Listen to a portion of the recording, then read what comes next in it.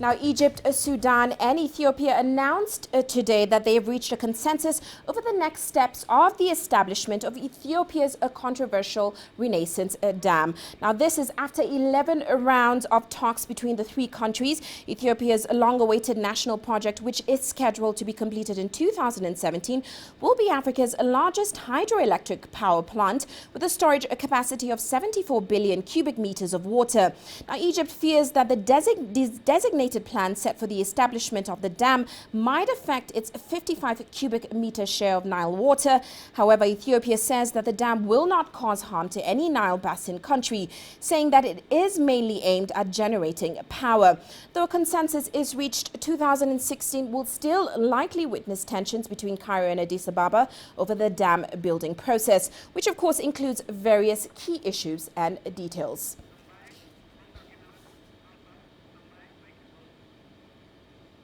Now, Yasser Hakim is joining me from Cairo to give us an update on those talks that took place, of course, on Sunday and Monday. Yasser, great to have you on the show.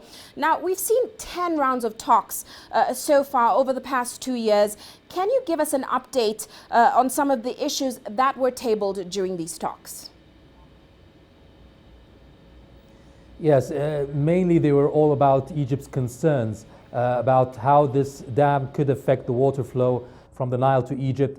The Nile is considered the source of 97% of water for Egyptians. That's the only source that cannot be affected. There is water poverty in Egypt anyway, so any reduction in the water share would affect the Egyptian country. So Egypt wanted guarantees that the dam will not affect the water flow to Egypt or Egypt's share in the Nile. It wanted to make sure that the dam will not only also have environmental hazards as well, or effects in any form, and a written agreement from Ethiopia that it will be for the benefit of all and it will not affect the water share. And this has been the more important issue, because Ethiopia had refused to have a written statement saying that it will not affect the water flow, and therefore that built some kind of mistrust for a while that it could be something that could harm Egypt's interests. And those were the guarantees that were always been put on the table in all the 10 rounds. And we hope by this 11th round things will all be patched up. Now, Yasser, technical studies, of course, on the impact of the dam will start in February. We're also going to see the 6 ministers due to meet again. What can we expect in terms of timelines, of course, in the coming year?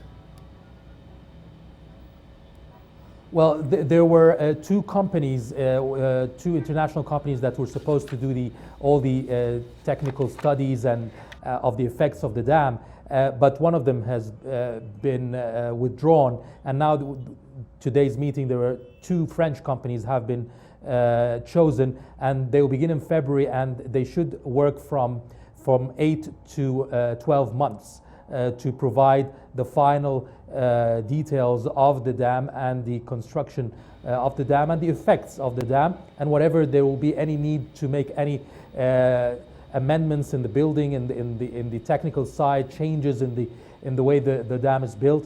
This should all be put on by a year's time, and that's what the meeting today also showed, that will also stick by the results, and also stick by the meeting between the 3 presidents and the declaration of principles that they were also have announced a few months ago, early in the year, and that's according to the time frame from 8 months to 1 year. Right. And Yasser, I mean, of course, this discussion saw a lot of tension between Egypt and Ethiopia. Now, how has this project impacted relations between the 2 countries, even despite the fact that they've reached a consensus now?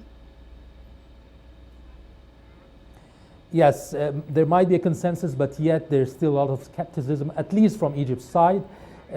Egypt has been trying, after the ouster of former President Hosni Mubarak in 2011, has been trying to change the policies and go closer to Africa. Mubarak had always kept Egypt away from the continent. Now, and Ethiopia is one of the important neighbors for Egypt and the high dam and all the Nile Basin countries.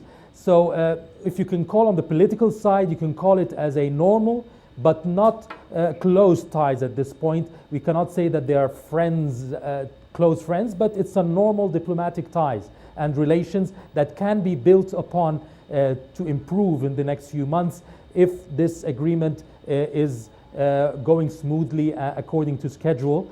But in the public opinion, there's a lot of mistrust with what Ethiopia has been doing.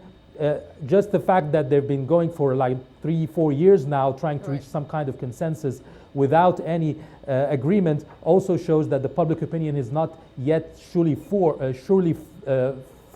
of confidence towards the Ethiopians. But one point just I want to mention is that Ethiopia has agreed to open the doors for the media and politicians or any experts from Egypt and the media and the parliament members to go to visit the site of the dam. I think this will go a long way in improving the ties to rebuild the confidence, because they will see for themselves that maybe the dam is going according to plan without harming, that Ethiopia is not trying to hide anything, and the dam could be at the end good for both countries. Right. Well, thank you so much for those insights. Of course, Yasser Hakim is joining us from Cairo.